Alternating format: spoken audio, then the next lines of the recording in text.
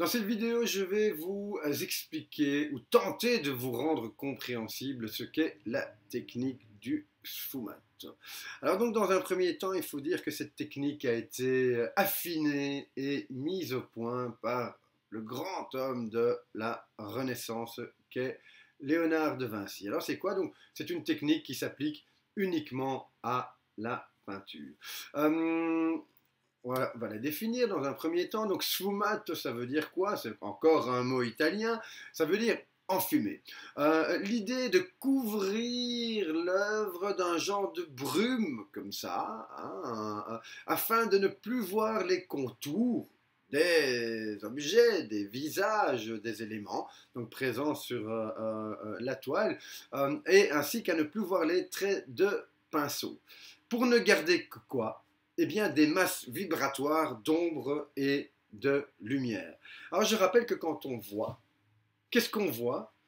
On voit la lumière.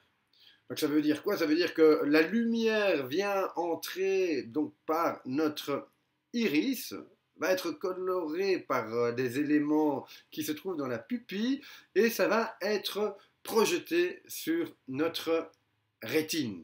Ce qui est projeté sur notre rétine, c'est de la lumière, plus ou moins de lumière. En fait, c'est la technique tout simplement de la photographie hein, et de la manière dont la lumière va être projetée en fonction du sombre et du clair. Alors comment est-ce qu'il va reproduire ça, Léonard de Vinci? En tout cas, comment est-ce qu'il va l'affiner? En fait, il va travailler par une superposition de fines couches de peinture. Quand on observe hein, donc, des œuvres comme la Joconde ou des œuvres comme Saint Jean-Baptiste donc, que j'ai évoqué la dernière fois dans le cours sur le clair-obscur, eh bien, on peut observer qu'elle est constituée d'une multitude de fines couches de peinture qu'on appelle des couches de lacis et des couches de glacis. Le lacis, c'est quoi? Eh bien, le lacis, c'est, dans un premier temps, il prend son pinceau, il prend, par exemple, il veut faire une ombre. Hein, eh bien, il va peindre donc une tache sombre sur une toile blanche. Suite à ça, il va venir avec une fine couche de peinture transparente qu'on appelle un glacis. Ensuite, il va revenir sur cette même ombre qu'il a créée dans un premier temps, mais avec une couleur légèrement plus foncée et il va légèrement décaler ou en tout cas il ne va pas faire une forme qui est exactement la même que sa première ombre, légèrement différente. Quand il a fait ça, il va remettre une couche de glacis, donc cette fine couche de peinture transparente sur l'œuvre. Et ainsi de suite, il va continuer chaque fois en déplaçant un tout petit peu. Et à la fin, ce qui va se passer, c'est qu'on ne verra plus les contours de l'ombre. Ce sera diffus, ce sera comme on dit sfumato, enfumé, embrumé. Hein. Et par contre, l'œil va percevoir en fait les différences, en fait, les petits décalages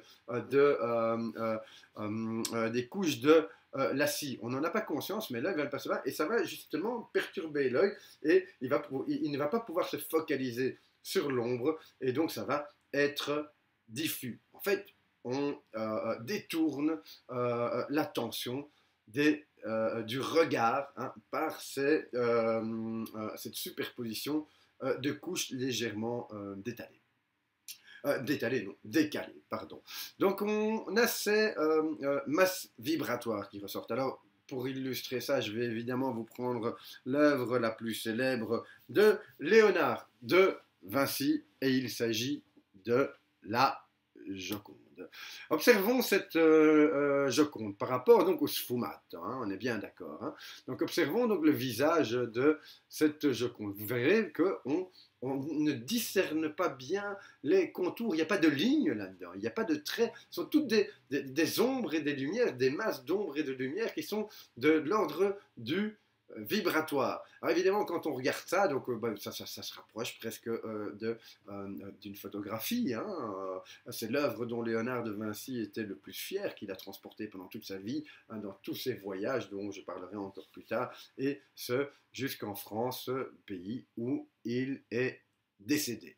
Donc voilà, donc on a une belle illustration ici de ce sfumato. Pour que vous compreniez bien, je voudrais vous montrer donc un autre détail un détail d'une autre œuvre célèbre, contemporaine à Léonard de Vinci, de Botticelli, Sandro Botticelli. Alors il faut savoir que Botticelli et Léonard de Vinci ont été apprentis dans le même atelier de peinture chez un peintre florentin qu'on appelait Verrocchio.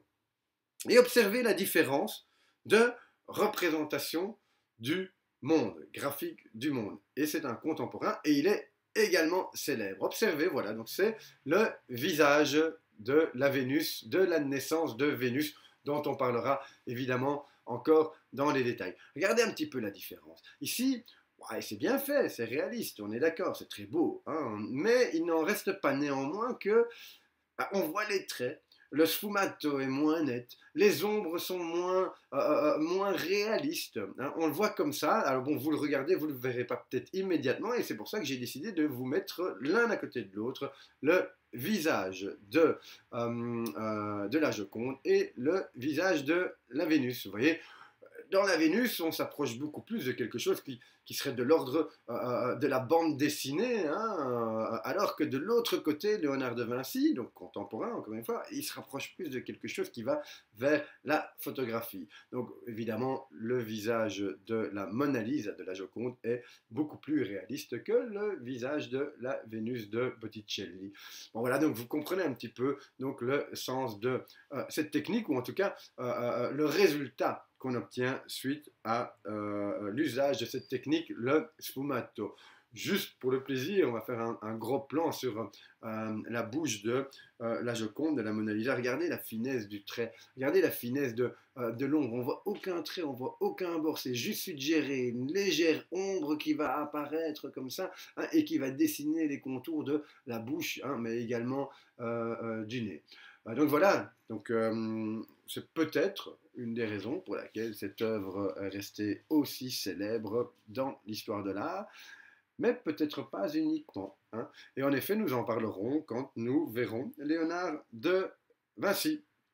Voilà, donc la vidéo pour le sfumato est terminée, et je vous dis à la prochaine fois.